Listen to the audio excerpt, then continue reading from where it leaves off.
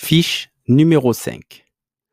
Où doit se trouver l'extincteur obligatoire sur un véhicule isolé neuf de transport de marchandises de plus de 7,5 tonnes? À l'intérieur ou à l'extérieur? Question numéro 2. Votre véhicule est équipé d'un chronocathygraphe numérique. Vous avez perdu votre carte conducteur. Combien de jours au maximum pouvez-vous conduire sans carte? Question numéro 3. Le circuit d'alimentation d'un moteur diesel se compose, entre autres éléments, de deux pompes, l'une dite pompe d'injection haute pression, l'autre dite pompe à vous trouver. Question numéro 4. Vous conduisez un camion de plus de 7,5 tonnes de PTAC.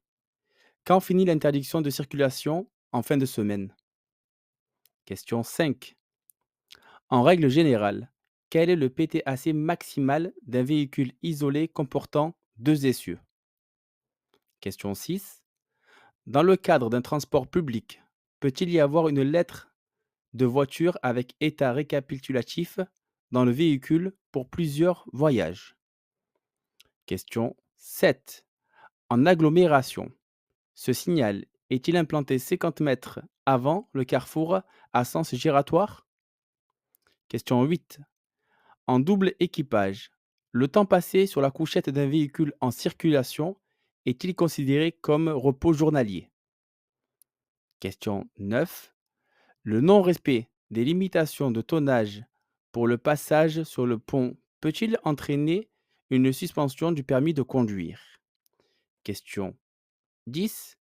Sur autoroute, en cas d'accident, pour appeler les secours, faut-il utiliser la borne d'appel ou son téléphone portable?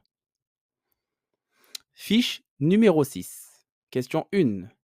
Quel type d'extincteur faut-il éviter d'utiliser pour éteindre les flammes d'un feu d'hydrocarbures? Question 2. Le conducteur doit pouvoir présenter l'épreuve de son activité pour la journée en cours et pour les jours précédents. Question 3.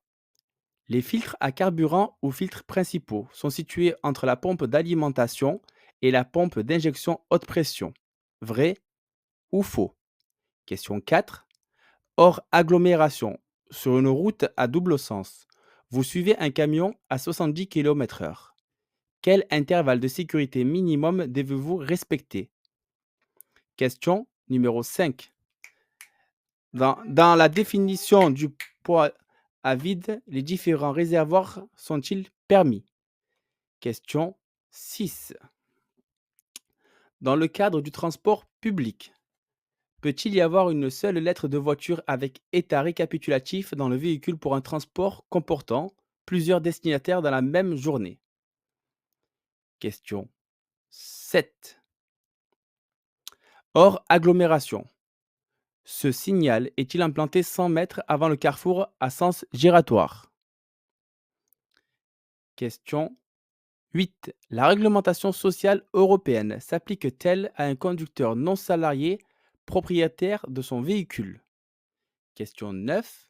Quel symbole devez-vous afficher sur l'écran du chronotographe numérique lorsque vous nettoyez votre véhicule? Question 10. Que signifie une plaque de couleur orange comportant deux rectangles sans inscription placés à l'arrière d'un véhicule?